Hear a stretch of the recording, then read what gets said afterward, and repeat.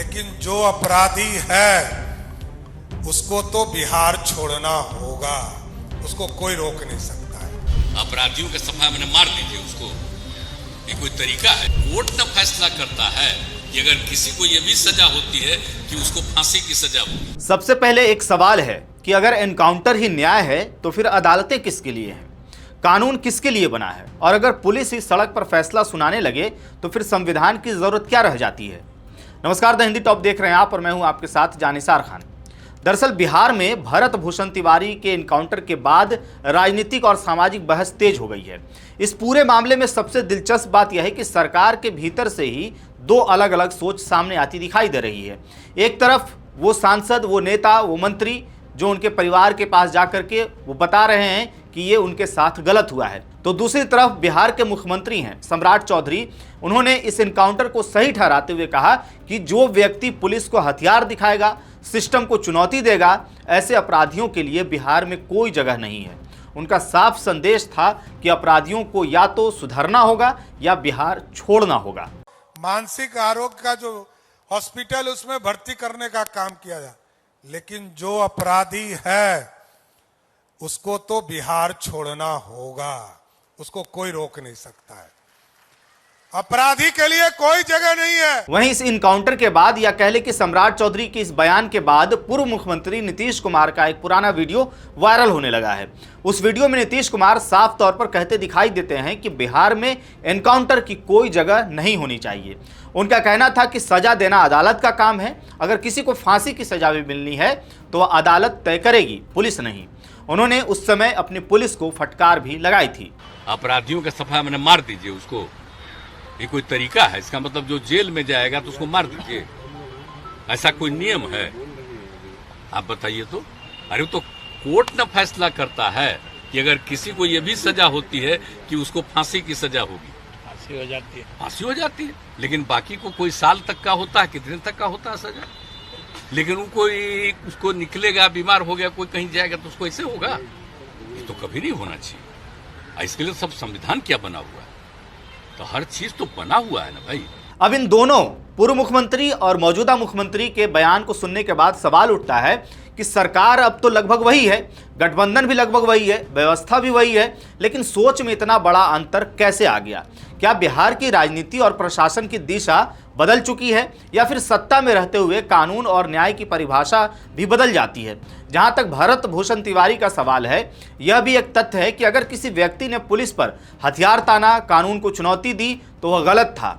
किसी भी लोकतांत्रिक व्यवस्था में कोई व्यक्ति कानून अपने हाथ में नहीं ले सकता है, चाहे वह किसी भी विचारधारा का समर्थक हो, किसी भी पार्टी का कार्यकर्ता हो या किसी भी समुदाय से आता हो। लेकिन यहाँ असली सवाल व्यक्ति की नहीं है, उस प्रक्रिया का है कि क्या किसी अपराधी के अपराध से पुलिस को अदालत की भूमिका निभाने का अधिकार मिल जाता है? क्या एनकाउंटर न्याय का विकल्प हो सकता है? भारत का संविधान तो ऐसा नहीं कहता।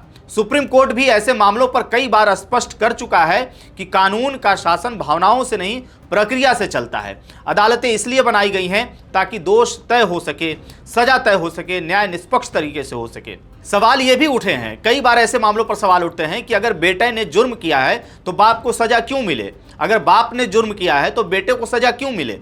उस पूरे घर वाले को सफर क्यों करना पड़े? उसके घर को बुलडोजर से क्यों तोड़ा जाए? ये तमाम सवाल निकल करके सामने आते हैं। अब ऐसे में दिलचस्प बात यह भी है कि भरत भूषण के एनकाउंटर के बाद उसके पुराने पोस्ट जो सोशल मीडिया पर इस वक्त तैर रहे हैं, सामने आए हैं, जिनमें वो कथित तौर पर यूपी मॉडल के एनकाउंटर का समर्थन करता दिखाई देता है।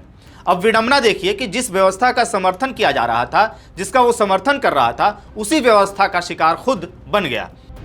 पिछली सरकारें देखो क्या करती थी, कट्टा और बम बनाती थी निर्दोष लोगों को लूटने के लिए, व्यापारियों को लूटने के लिए, बेटियों की सुरक्षा में सेंध लगाती थी। हमने इन सौदों को तो ठीक किया है, और जो ठीक नहीं हुआ है, पुलिस से नहीं माना है तो गोली से जरूर मान गया है। अब इस पूरे मामले का एक दूसरा पहलू भी है कि जब किसी भरत भूषण तिवारी का एनकाउंटर होता है तब राजनीतिक दलों के नेता, सांसद और मंत्री खुल करके सवाल उठाते दिखाई देते हैं।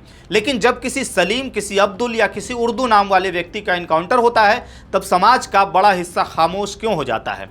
क्या कानून का सिद्धांत व्यक्ति के नाम के हिसाब से बदल जाना चाहिए? क्या एनकाउंटर सही या गलत इस बात पर निर्भर करेगा कि मरने वाले का नाम क्या था, उसका धर्म क्या था या उसकी राजनीतिक पहचान क्या थी? अगर भरत भूषण तिवारी के मामले में इनकाउंटर गलत है तो फिर हर इनकाउंटर गलत होना चाहिए, और अगर किसी एक मामले में इसे सही कहा जाता है तो फिर दूसरे मामलों में विरोध का नैतिक आधार भी कमजोर पड़ जाता है। लोकतंत्र का मतलब यही है कि कानून सबके लिए बराबर हो। अपराधी का धर्म नहीं देखा जाता, उसका जाति समुदाय नहीं देखा जाता है कि उसका अपराध और उस अपराध पर कानून क्या कहता है। आज जरूरत है इस बात की कि समाज किसी व्यक्ति विशेष के लिए नहीं बल्कि एक सिद्धांत के लिए खड़ा हो। अगर सिस्टम कहीं गलत कर रहा है तो उसके खिलाफ आवाज उठाइए, लेकिन यह आवाज किसी नाम, धर्म या राजनीतिक पहचान के आधार पर नहीं बल्कि कानून और संविधान के आधार पर होना चाहिए। क्योंकि जिस दिन हम यह तय करने लगेंगे कि किसका एनकाउंटर सही है और किसका गलत है, उसी दिन न्याय की जगह भीड़ का फैसला लेने लगेगी, और शायद यही किसी भी लोकतंत्र के लिए सबसे बड़ा खतरा है। फिलहाल इस पूरे मामले पर आपकी क्या राय है? क्या एनकाउंटर अपराध रोकने का समाधान है या फिर कानून और अदालत की प्रक्रिया को ही अंतिम रास्ता होना चाहिए? अपनी राय कमेंट बॉक्स में हमें जरूर बताइएगा। मेरा नाम है जानिसार खान, आप देख रहे हैं द हिंदी टॉप। वीडियो अच्छे लगे तो चैनल को सब्सक्राइब कीजिएगा और हम इंस्टा, फेसबुक और एक्स पर भी फॉलो कीजिएगा। Audio Jungle.